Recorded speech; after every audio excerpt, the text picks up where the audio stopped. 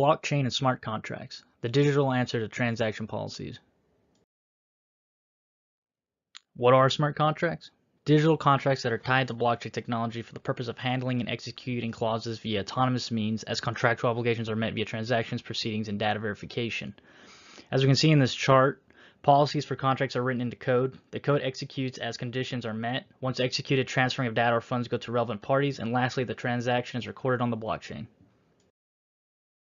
So how do you write a smart contract policy? Writing a smart contract policy would require something called an Occam's razor principle.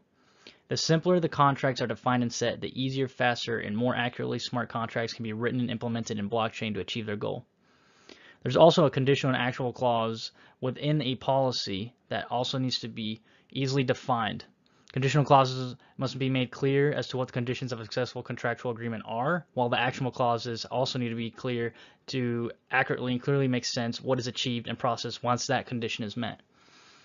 It also executes on an ex ante philosophy, which means that the policies and contracts are all verified in real time. And some consensus in conjunction with blockchain that achieve these sort of contracts and policy verifications are proof of work, proof of stake, and delegated proof of stake. Proof of work algorithm, which is used by the likes of Bitcoin, requires heavy computational use to solve complex problems before adding a block to a blockchain. Some benefits would be to reduce the risk of a denial of service attack.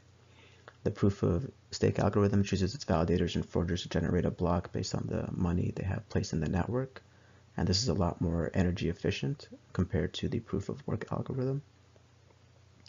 The delegated proof of stake requires stakeholders to elect delegates, and these delegates validate transactions and add new blocks.